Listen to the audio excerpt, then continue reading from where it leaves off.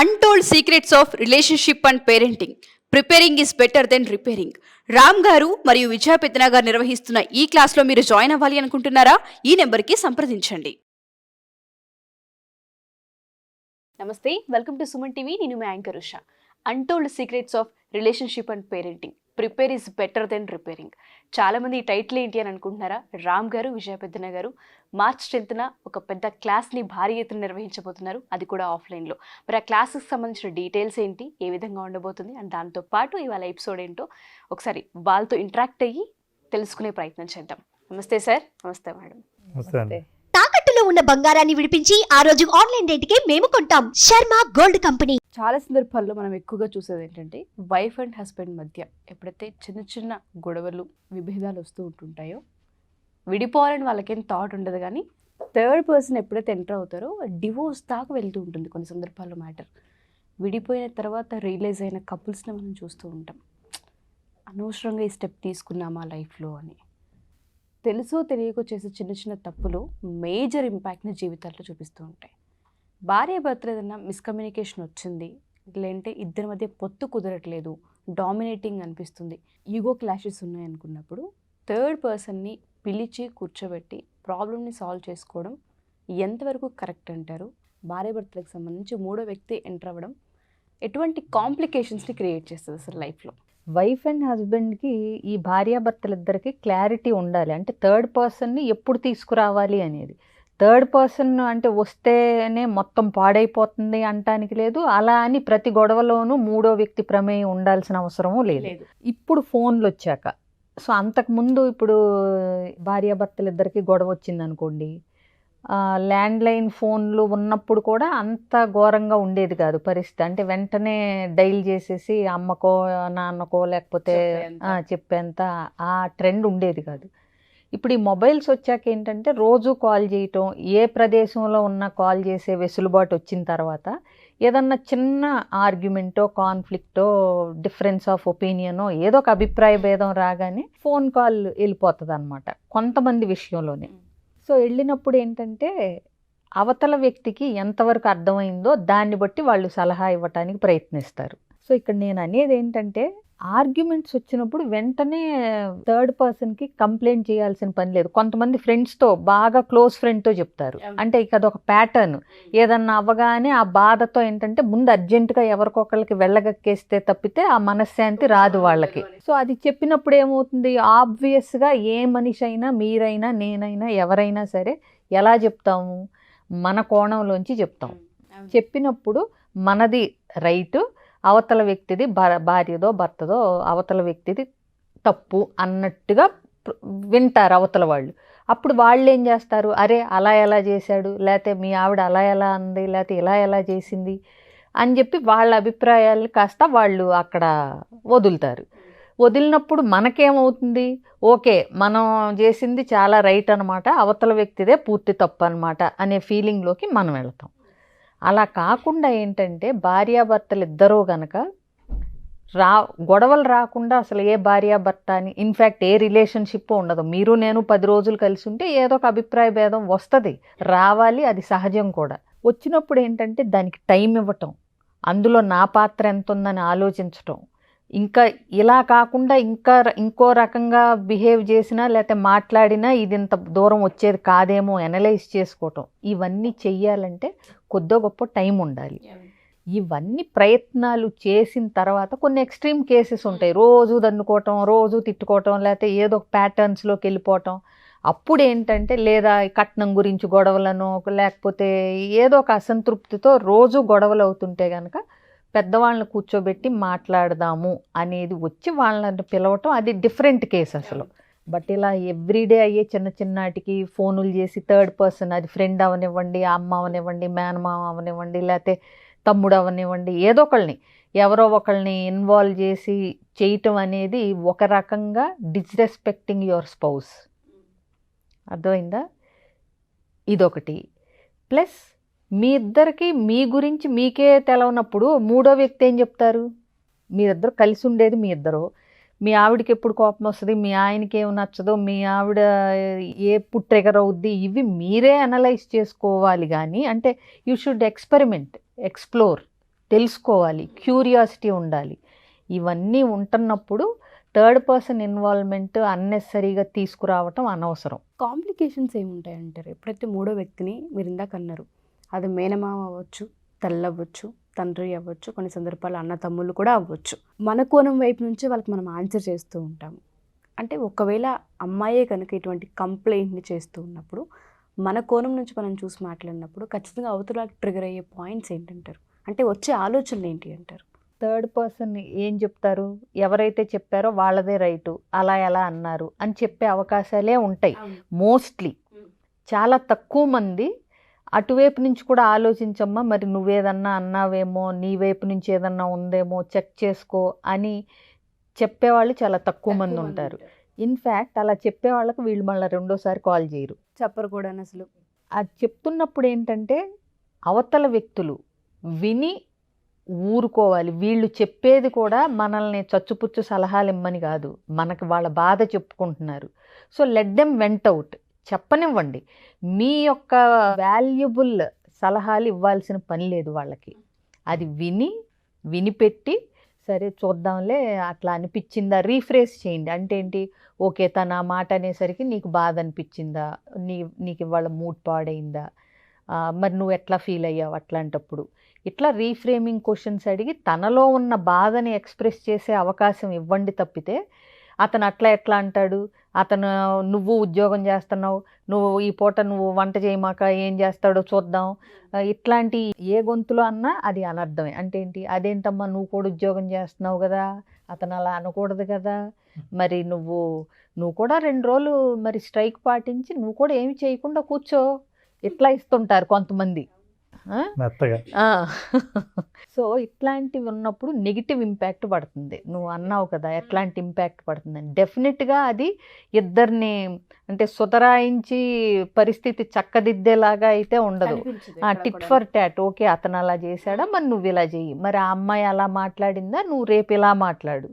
ఈ type of advise ఏంటంటే revenge seeking కింద వాళ్ళని ప్రోత్సహించేలాగా ఉండటం వల్ల ఏదో భార్యాభర్తల మధ్య అనుకోకుండా వచ్చిన ఒక చిన్న గొడవ కాస్త ఈగో క్లాషెస్ దాకా ఈ థర్డ్ పర్సన్స్ ఇన్వాల్వ్మెంట్ ఉండి వీళ్ళు కూడా అవతల వ్యక్తులు కూడా మేము చాలా ఉపకారం చేస్తున్నాం, గొప్ప సలహా ఇస్తున్నాం అనుకుంటూ చేసే పని ఇది. సో మేడం అన్నట్టుగానే థర్డ్ పర్సన్ని ఎప్పుడైతే మనం లాగుతూ ఉంటుంటామో, రిలేషన్ అవ్వచ్చు, బయట ఫ్రెండ్స్ అవ్వచ్చు, కొన్నిసార్లు ప్రవోక్ చేసేలానే ఉంటుంటుంది. లైక్ ఎలా అంటే నేను ఉద్యోగం చేస్తున్నాను కదా, నువ్వు ఉద్యోగం చేస్తున్నావు కదా అన్న దానికి వెళ్ళిపోతూ ఉంటుంది. కాబట్టి ఎంతవరకు కరెక్ట్ అంటారు? అండ్ దాంతోపాటు వచ్చే అనర్థాలు ఏంటి సార్? తెలుసో తెలియకో బాధ చెప్పుకోవాలనుకుని వెళ్ళిన ప్రతిసారి ప్రవోక్ చేసేలానే అనిపించింది అంటే బంధానికి ఎటువంటి ఇంపాక్ట్ పడే అవకాశం ఉంటుంది? కపుల్స్ అసలు చేయకూడని తప్పేంటి అంటారు ఇందులో? అంటే సముద్రం అన్నాక అలలు ఖాయం, అండ్ భార్యాభర్తలు అన్నాక గొడవలు ఖాయం.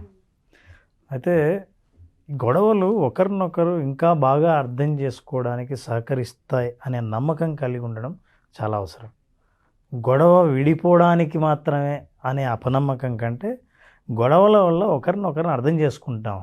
గొడవ అనేది సరదాగా భార్యాభర్తల మధ్య అభిప్రాయ భేదాల వల్ల కలుగుతాయి. అయితే థర్డ్ పార్టీ ఇన్వాల్వ్మెంట్ వల్ల వాటి ఇంటెన్సిటీలో మార్పు వస్తుంది, వాటి తీవ్రతలో మార్పు వస్తుంది. యాక్చువల్లీ థర్డ్ పార్టీ 3 రకాలు ఉంటారండి.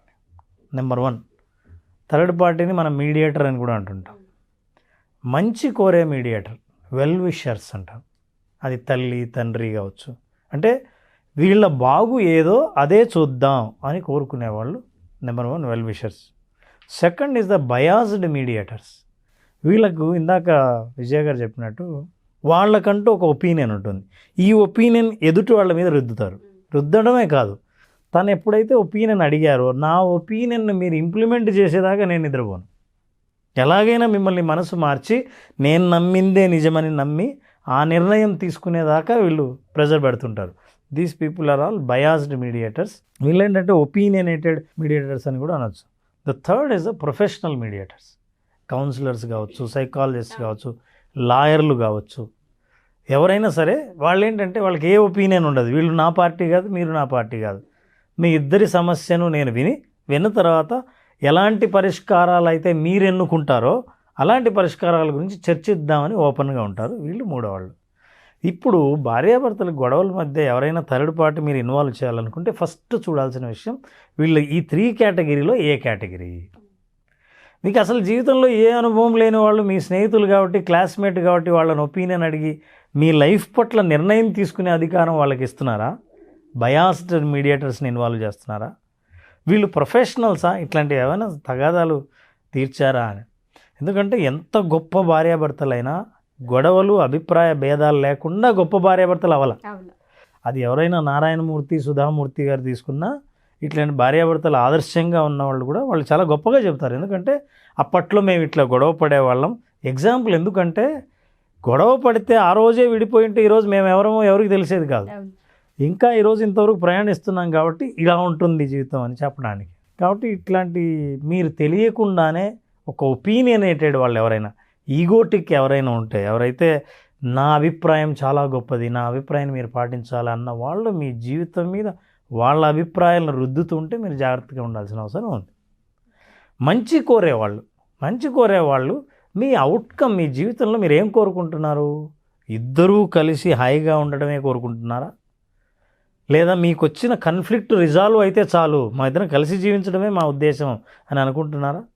లేదా మీరు విడిపోతే చాలన్న మీ నిర్ణయం సరైన నిర్ణయమేనా అని మీ ఇద్దరికీ అవగాహన వచ్చేటట్టు టైం తీసుకుని ఎక్స్ప్లెయిన్ చేసేవాళ్ళు ఎవరైనా మీ మంచి కోరేవాళ్ళు, వాళ్ళకంటూ ఒపీనియన్ లేకుండా. ఇక ప్రొఫెషనల్ అంటారా? నిజమే, మా గొడవలను ఎట్లా సాల్వ్ చేయాలో తెలీదు, గొడవల పట్ల నాకు కరెక్ట్గా అవగాహన లేదు, నాది తప్పో తనది తప్పో తెలియదు అని అన్నప్పుడు మీరు ప్రొఫెషనల్ని ఆశ్రయించడం మంచిది. వాళ్ళు మీరు ఏ స్టేట్లో ఉన్నారు, మీరు ఎలా ఆలోచించగలుగుతున్నారని కొన్ని కేస్ స్టడీస్ తీసుకొచ్చి మీకు చెప్పడం ద్వారా, ఓహో నేను ఇలా ఆలోచించి ఉండకుండా ఉండాల్సింది, నేను ఇలా ఆలోచిస్తే బాగుండేదేమో అన్న మీకు కొత్త అభిప్రాయాన్ని వాళ్ళు ఇవ్వచ్చు. నిర్ణయం మీదే, కానీ నిర్ణయం తీసుకోవడానికి కావాల్సిన ఇన్పుట్స్ను వాళ్ళు ఇచ్చే అవకాశం ఉంది.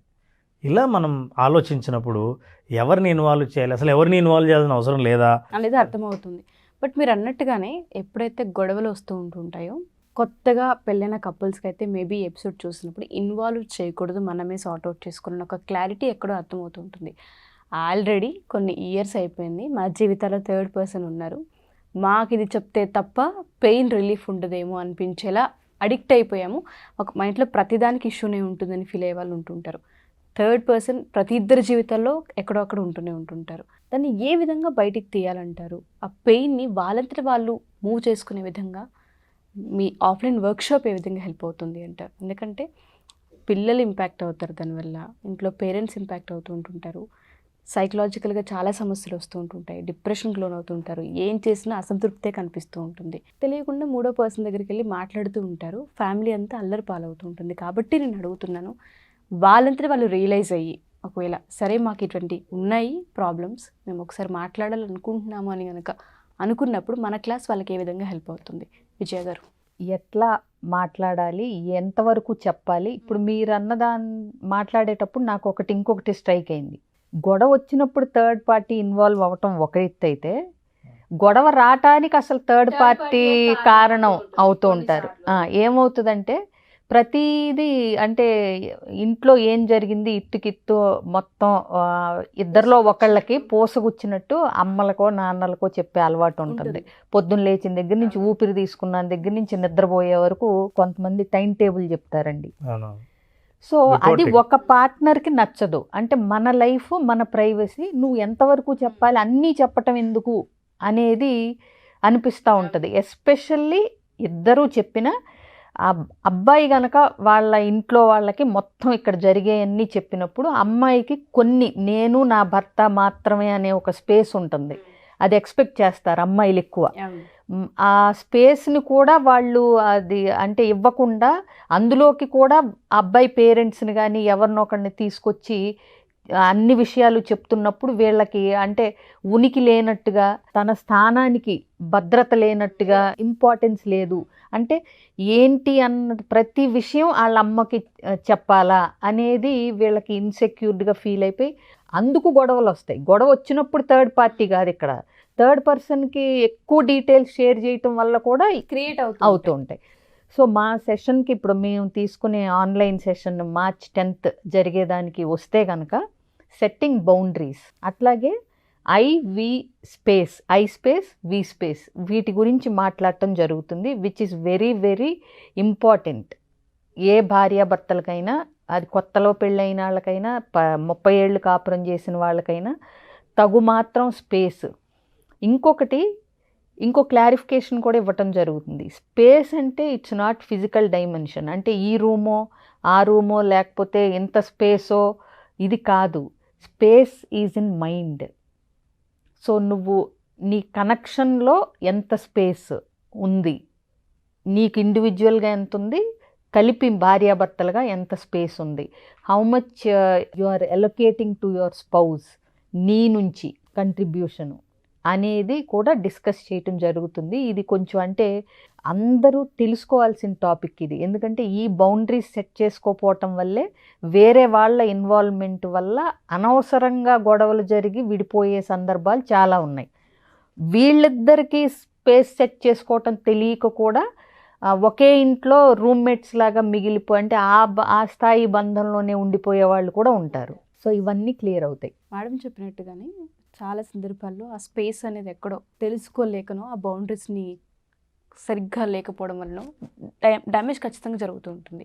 ఎప్పుడైతే డ్యామేజ్ మనం చూస్తూ ఉంటామో, మూడో వ్యక్తి వల్ల క్రియేట్ అయ్యే ప్రాబ్లం ఉంటుందో జీవితాల్లో తెలియకుండానే ఒక నెగిటివ్ షేడే ఉంటుంది. ఉన్నాడంటే ఉన్నాడు, ఉంది అంటే ఉంది, ఇంకా ఆ పర్సన్ మారదంటే మారదని ఒక ముద్ర వేసేసుకుంటూ ఉంటారు. అలాంటి వాళ్ళు ఎవరైనా సరే, మాకు ఇది చాలా ప్రాబ్లమేటిక్గా ఉంది, లైఫ్ లాంగ్ మోయాలంటే కష్టంగానే ఉంది, పిల్లల కోసం అడ్జస్ట్ అవుతున్నాం, సమాజంలో పరువు కోసం అడ్జస్ట్ అవుతున్నాం అనే వాళ్ళు ఉంటుంటారు. అలాంటి వాళ్ళకు ఒకసారి మన క్లాస్కి అటెండ్ అయితే రిలీఫ్ ఏ విధంగా ఉంటుంది అంటారు సార్? ఇప్పుడు ఫర్ ఎగ్జాంపుల్ నేను మీతో ఒక విషయం చెప్పిన తర్వాత మీరు విన్నాను అనుకోండి, ఇదే విషయం నేను 10 మందికి ఆల్రెడీ చెప్పేశానని తెలిస్తే నేను మీకు ఎంతవరకు ఇంపార్టెన్స్ ఇచ్చానో చెప్పక్కర్లా. మీరే కదా నాకు అందరూ ఇంపార్టెంట్, లేదా మీరు కామన్ అని అయిపోయినట్టు. అట్లా భార్యాభర్తలు పరిధులు నిర్ణయించడంలో మన ఇద్దరికి కలిపిన ఒక పరిధి, ఇందాక విజయ్ గారు చెప్పినట్టు పరిధిలో మన ఇద్దరు కలిపి ఒక పరిధి, మన ఇద్దరికి ఒకరికి ఒక పరిధి, ఇది ఎలా నిర్ణయించుకోవాలి, ఈ పరిధులు ఉండడం వల్ల జీవితం ఎంత హాయిగా ఉంటుంది అని తెలుసుకోవాలంటే what are those limitations and also what are all boundaries. ఈ బౌండరీస్ మీకు చాలా సేఫ్ గార్డ్గా పనిచేసే అద్భుతమైన ఉపయోగించేవి కొన్ని ఉంటాయి. అట్లాంటి బౌండరీస్ గురించి మనం డిస్కస్ చేస్తే ఆ బౌండరీస్ నిర్ణయించుకున్న తర్వాత వాళ్ళు ఇద్దరూ కంఫర్టబుల్గా ఫీల్ అవుతారు. అలాంటివి తెలుసుకోవాలంటే ఖచ్చితంగా మార్చి 10వ తారీఖున మనం untold secrets of relationship and parenting అనే ప్రోగ్రాంలో నేను విజయ గారు ఇద్దరం ప్రోగ్రాం కలిపి చేస్తున్నాం. ఎవరైనా సరే ఇంట్రెస్ట్ ఉన్న వాళ్ళు, ఎవరైనా భార్యాభర్తలు కాబోయే వాళ్ళు కానీ, తల్లిదండ్రులు కానీ, కాబోయే తల్లిదండ్రులు కానీ, ఫ్యామిలీ కౌన్సిలర్స్ కానీ, ప్రొఫెషనల్స్ కానీ ఖచ్చితంగా అటెండ్ అవ్వచ్చు. ఈ ప్రోగ్రామ్ను భారీ ఎత్తున చేస్తున్నాం, హైదరాబాద్లోనే జరుగుతుంది. ఈ ప్రోగ్రామ్ అటెండ్ అయితే ఎన్నో ప్రయోజనాలు ఉంటాయి. డెఫినెట్గా నెక్స్ట్ డే నుంచి వాళ్ళ జీవితం మారింది, ఈ విషయాలు తెలియటం వల్ల వాళ్ళ లైఫ్ ఒక న్యూ టర్న్ అయింది అనే ఫీలింగ్ ఖచ్చితంగా కలుగుతుంది. Thank you Ram sir. Thank you Vijay ma'am. Thank you. So చూసారు కదా, ఈ ఎపిసోడ్ విన్న తర్వాత మీరు కనుక ఈ క్లాస్కి జాయిన్ అవ్వాలి అనుకున్నా, డీటెయిల్స్ తెలుసుకోవాలనుకున్నా, ఎంక్వైరీ చేయాలి అనుకున్నా మీరు ఖచ్చితంగా ఈ క్లాస్కి అటెండ్ అవ్వచ్చు. ఈ క్లాస్ హైదరాబాద్లో నిర్వహించబోతున్నారు. అది కూడా ఫ్యామిలీ మొత్తం అటెండ్ అయ్యే క్లాస్. ఆఫ్లైన్లో మీకున్న డౌట్స్తో పాటు అండ్ ఇక్కడ చాలా విషయాలు మీకు నేర్చుకునే అవకాశం ఉంటుంది. అండ్ దాంతోపాటు మీ ప్రాబ్లంకి తగ్గట్టుగా క్లాస్ ఉంటుందన్న ఎక్స్పెక్టేషన్ చాలామందికి ఉంటుంటుంది. మీరు కనుక ఎంక్వైరీ చేసిన ప్రాసెస్లో మీ ప్రాబ్లం మాకు తెలియజేసిన దానికి తగ్గట్టుగానే క్లాస్ డిజైన్ చేయడం జరుగుతుంది. కాబట్టి క్లాస్కి ఎన్రోల్ అవ్వాలనుకునే వాళ్ళు, డీటెయిల్స్ తెలుసుకోవాలనుకునే వాళ్ళు కింద స్క్రోల్ అవుతున్న కాంటాక్ట్ నెంబర్ని కాంటాక్ట్ చేస్తే మా టీం మీకు పూర్తి వివరాలు అందిస్తారు. Thank you.